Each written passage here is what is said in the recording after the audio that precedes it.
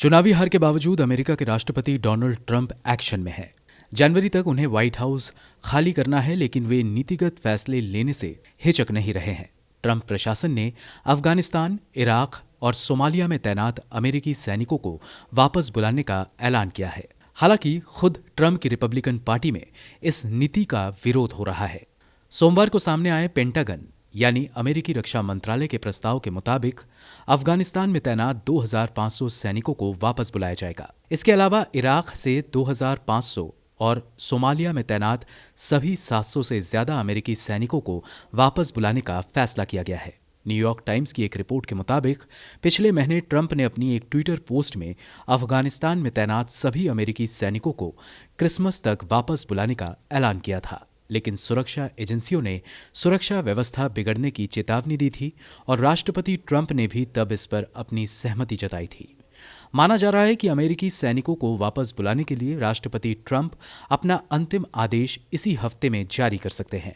Trump white house में 20 जनवरी तक बने रहेंगे।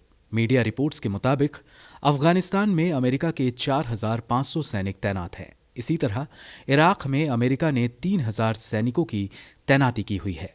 अमेरिका रक्षा मंत्रालय यानी पेंटागन ने सोमवार को अपने एक बयान में कहा कि अफगानिस्तान नेशनल डिफेंस और सुरक्षा बल अपने देश की सुरक्षा में सक्षम है। हालांकि अफगानिस्तान के जानकार मानते हैं कि ऐसा करने से सुरक्षा व्यवस्था बिगड़ सकती है, लिहाजा जिम्मेदारी के साथ इस काम को करने की जरूरत है। उधर पाकिस्तान, ईरान और रूस ने भी अमेरिका से अपील की है कि जिम्मेदारी के साथ सैनिकों की वापसी की जानी चाहिए।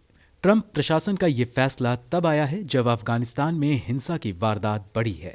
माना जा रहा है कि अचानक सैनिकों की वापसी से बाकी सैनिकों के लिए खतरा पैदा हो सकता है। यही नहीं, हाल ही में तालिबान और अफगान सरकार के बीच हुई शांति समझौते के भी कमजोर पड़ने की आशंका है। राष्ट्रपति ट्रंप के फैसले का उनकी अपनी रिपब्लिकन पार्टी के ही एक सांसद ने विरोध किया है। अमेरिकी सीनेट में सांसद मिश मैककॉनेल का कहना है कि अफगानिस्तान से अमेरिकी सेनाओं की तेजी से वापसी हमारे सहयोगियों को नुकसान पहुंचाएगी और हमें नुकसान पहुंचाने वाले लोग इससे खुश होंगे।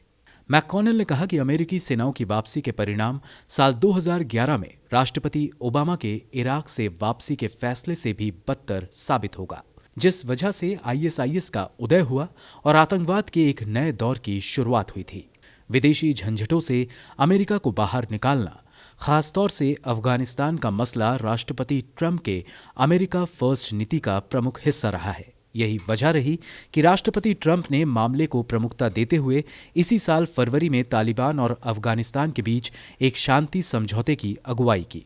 इस दौरान ये भी सहमति बनी थी कि 14 महीने में अफगानिस्तान से अमेरिका और बाकी देश अपने सैनिक वापस बुला लेंगे। इससे अफगानिस्तान में करीब 19 साल से जारी संघर्ष के खत्म होने की उम्मीद जताई गई थी, लेकिन जानकार इस नीति पर संदेह जता रहे हैं। ब्यूरो रिपोर्ट, गो न्यूज।